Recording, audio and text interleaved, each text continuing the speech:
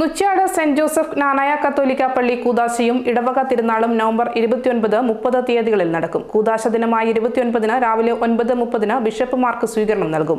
കോട്ടയം അതിരൂപത arch bishop Mar Mathew Moolakkatt കൂദാശ കർമ്മങ്ങൾക്കും പരിശുദ്ധ കുർബാനയ്ക്കും മുഖ്യ കാർമ്മികത്വം വഹിക്കുമെന്ന് ഇടവക വികാരി ഫാദർ ജിബിൽ കുഴിവേലിൽ പറഞ്ഞു.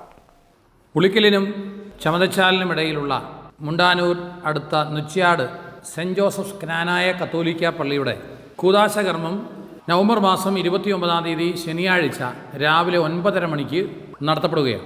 1951-ൽ കോട്ടയം ജില്ലയിൽ നിന്ന് മലബാറിലേക്ക് കുടിയേറി പാർത്ത ഏതാനും ക്നാനായ കുടുംബങ്ങൾക്ക് വേണ്ടി 1980 ഡിസംബർ മാസം 21-ാം തീയതി ഉദ്ഘാടനം ചെയ്യപ്പെട്ട ഈ ദേവാലയം കഴിഞ്ഞ 45 വർഷങ്ങളായി ഈ പ്രദേശത്തിൻ്റെ ആധ്യാത്മിക ഭവനമായി പ്രശോഭിക്കുകയായി.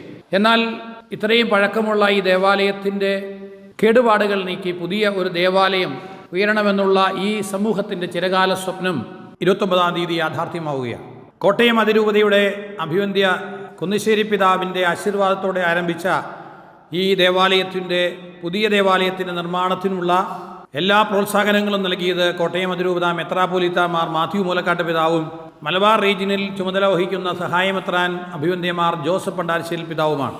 ഈ ഇടവകയിൽ 35 വീടുകൾ മാത്രമുള്ള ഈ കൊച്ചിടവകയുടെ മാത്രമല്ല ഈ ദേശത്തിൻ്റെ മുഴുവൻ ഒരു ആത്മീയ ഭവനമായി ഇത് പ്രശോഭിക്കട്ടെ.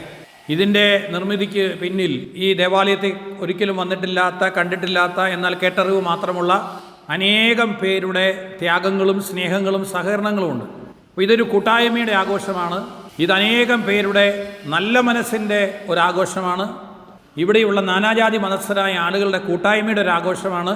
കഴിഞ്ഞ 2024 നവംബർ മാസം 30-ാം തീയതിയാണ് ഇതിന് കല്ലിട്ടത്. ഈ ഒരു വർഷത്തിനുള്ളിൽ നമുക്കറിയാം ഇതിന് ഡിസൈനിങ് വർക്ക് നടത്തിയത് ഡ്രീംസ് ഡിസൈനേഴ്സ് ഉളിക്കലാണ്. അവരുടെ ശക്തമായ നേതൃത്വവും പിന്തുണയും നിരന്തരമായിട്ടുള്ള നയിക്കലും ഇതിൻ്റെ പിന്നിലുണ്ട്. അതുപോലെ കോൺട്രാക്ട് വർക്ക് നടത്തിയത് ചമതച്ചാൽ സെൻറ്റ് സ്റ്റീഫൻസ് കൺസ്ട്രക്ഷൻസ് ആണ്. തുല്യതയില്ലാത്ത പകരം വയ്ക്കാനാവാത്ത ആത്മാർത്ഥതയുടെ ഒരു പര്യായമാണ് സെൻറ്റ് സ്റ്റീഫൻസ് കൺസ്ട്രക്ഷൻസ്. കാരണം ഈ ചുരുങ്ങിയ ഒരു വർഷത്തിനുള്ളിൽ ഇത്രയും മനോഹരമായ ഒരു ദേവാലയത്തിൻ്റെ നിർമ്മാണം പൂർത്തിയാക്കണമെങ്കിൽ അതിൻ്റെ പിന്നിൽ വലിയ ത്യാഗമുണ്ട്, അർപ്പണമുണ്ട്. അവരെ പ്രത്യേകമായിട്ട് നന്ദിയോടെ ഓർക്കുകയാണ്. അതുപോലെ ഇവിടുത്തെ കമ്മിറ്റി അംഗങ്ങൾ ഈ ഓരോ പ്രവർത്തനങ്ങളിലും ഇവിടെ ഈ സൈറ്റിൽ വന്നിട്ടുള്ള എല്ലാവരും പറയുന്നൊരു കാര്യമുണ്ട്. ഇവിടെ ഒരു സമയം തന്നെ 50, 60, 70 പണിക്കാർ പല ഡിപ്പാർട്ട്മെൻറ്റുകളിലായിട്ട് പണിയെടുക്കുന്നുണ്ടായിരുന്നു. പക്ഷേ എല്ലാവരും തമ്മിലൊരു സൗഹൃദം ഉണ്ടായിരുന്നു. ഒരാൾ മറ്റൊരാൾക്ക് വേണ്ടി കാത്തു നിൽക്കുന്ന സാഹചര്യങ്ങളുണ്ടായിരുന്നു. പരസ്പരം സഹായിക്കുന്ന, വേറൊരാളുടെ പണി ചെയ്തു കൊടുക്കുന്ന ഒരു മനോഭാവം ഉണ്ടായിരുന്നു. ഇതൊക്കെ വലിയൊരു മാതൃകയായിട്ട് ഈ സമൂഹത്തിന് നിലകൊള്ളുകയാണ്.